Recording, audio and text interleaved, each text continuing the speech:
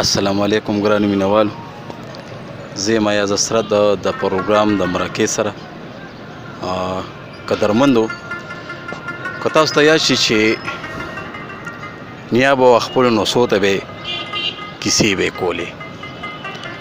خپل نوسي به یې په دغه خبرو باندې په دغه کیسو باندې مشغولول. بیا داسې حالات کړکېچن رالل چې په هغې کې داسې یو ځوان چې هغه په دغه دور کې خپه زړونه خوشحاله کړل، په تراړو شونډو باندې خنداګانې راوستې. هغه خلک چې د ژوند نه مایوسه شو، د حالاتو نه مایوسه شو، خو هغه ځوان هغه خلک دغه د مایوسو د تیارو نه راوباسل او خنداګانو طرف ته یې مایله کړل. قدرمندو، نن هغه ښاغلی شخصیت موږ سره موجود دی چې د ستارو محتاج نه دی، بلا خدمات دي او د فن نه موږ انکار نشو کولی. ولې چې د پښتنو دا خوره ده ډېره زرخیزه خوره ده. دی یو موږ له ښه فنکار را کړی دی، اداکار یې را کړی دی، شاعر ادیب یې را کړی دی. خو آیا دې خلکو له د حکومت د طرفه څه مرسته میلو شوې ده؟ د دې د خدماتو څه اعتراف شوی دی؟ د دې څه خدمات یې کړي دي؟ دا به هم د دې ښاغلي شخصیت نه واورو. میراوس چې زموږ دپاره ډېر قدردان دی، زموږ مشر دی. السلام علیکم. وعلیکم سلام. زه ټولو ګرانو کتونکو ته د خپل طرف نه ستاسو د اړخ نه ستړمشي ورکړې په دې پروګرام کې وایم. زه یم میراوس تنګیوال، د ډېرې مودې داسې لګیا یم د پښتو ژبې خدمت کوم، د پښتنو خدمت کوم. خو کله چې پښتو خلکو روان اړخ ته بوتله او خده کې په داسې یو سوچ کې واچول چې هغه د کتو نه ووته، نو 18 کاله وشو چې ما په سټیج باندې مای کېښی دی او د هغې نه پس زه بیا سټیجونو ته نه یم تللی. صرف دا ریډیو یا داسې چېرته دغه راز داسې محفل راشي، هغې ته مشاعره وي، نو د شاعرانو ادیبانو هم د خدای پاک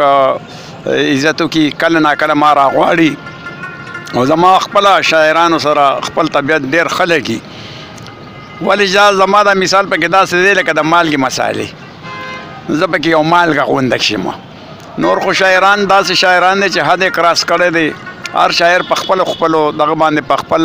شاعران باندې په خپله مطمئن دی او شاعري او داسې سمندر دی چې چاته جام ډک کړی، چاته چینک ډک کړی او چا پیالې او چا پکې وردانګلې دي لکه رحمان بابا. دا یقینا چې دا ستاسو خپله مینه ده، ستاسو خپل ظرف دی چې ستاسو دومره مینه کوئ. او دا راته وایي چې میراوسه ته کوم ځای وې تر اوسه؟ زه خو چې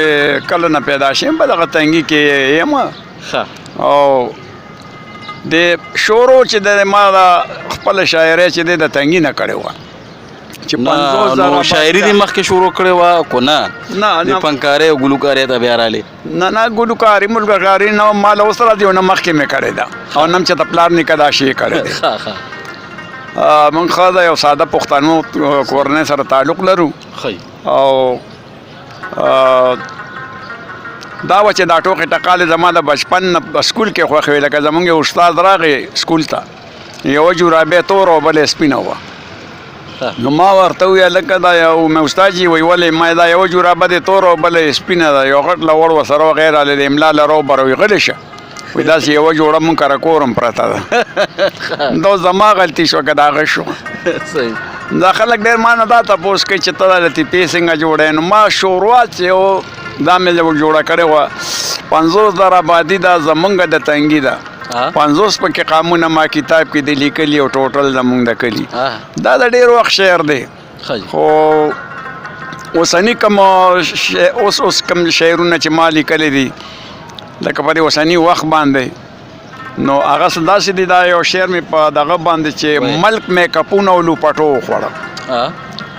ملک مې کپونه او لوپټو وخوړه او چا په شا د شرابو په چاټو وخوړه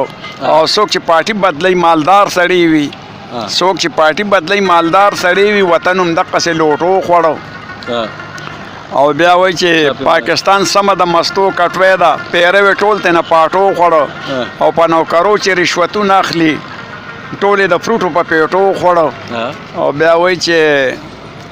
څوک د ټانګو چنګچو کرۍ ته جاړي جی څوک د ټانګو چنګچو کرۍ ته جاړي چا دا څه بیا چا په ډوډۍ چا په الټو وخوړه او د خوار کوټه لکه د سفر ساسي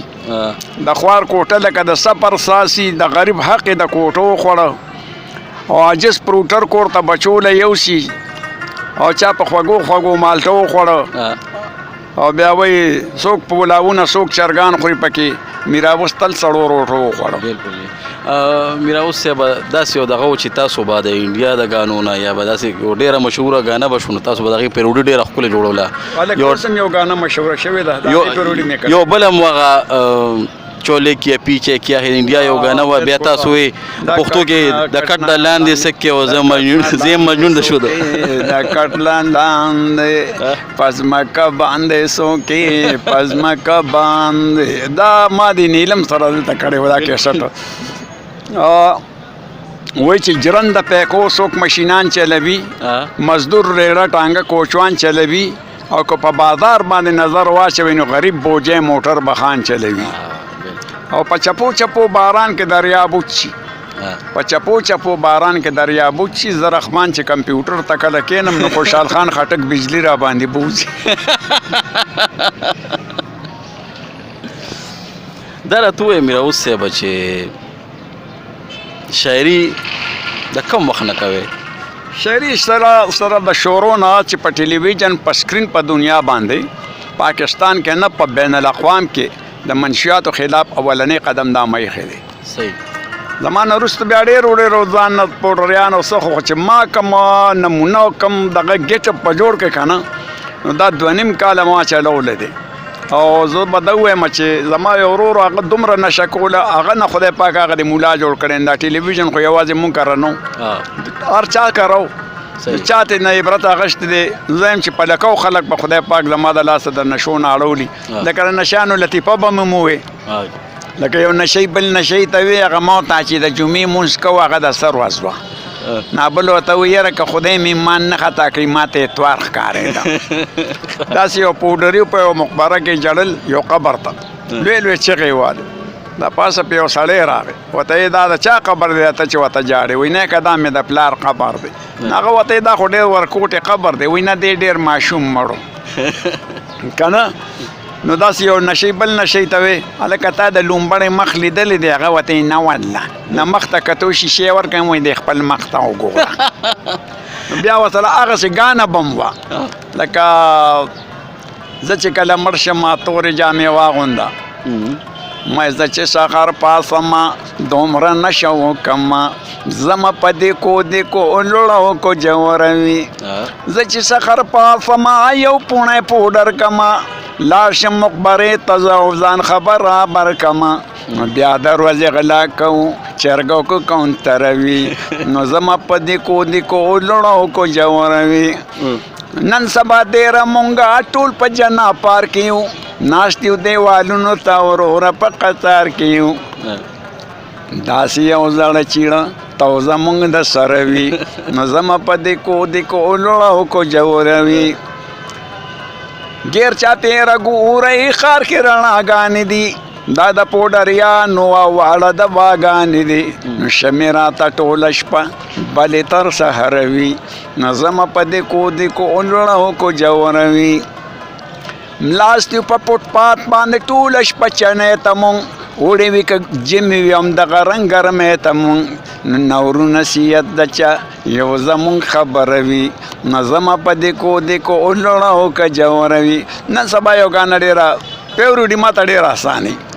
لکه ودان عثمان خیل یو شعر ویلی دی را که راله زړه که نه مه وایه چې نه که نه ما پې جوړه کړه پیروډي ما چې اغشتل کور له وړه که نه نو سم مې په درزارې شو دا زړه که نه او ما ویلې دا 100 کیلو په څو کېږي ما ویلې دا 100 کیلو په څو کېږي وایي دا په 1480 که نه 80 که نه نو ما وی کاکا لږه ګزاره وکړه وایي کم نه کېږي ځکه نه نو ما د زرو لوټ د جیبه راوویستو وایي ومه دې دا خوله که نه نو بیا وایي چې دا ګوتی خو مخکې په 600 هر چا به وړه که نه نو راځئ چې ثوابي روژې شروع کړو ټول چې وټم ورکه که نه نو بس که مې دا وسه نور ته مه وایه هر یو غریب هر دی جړېده که نه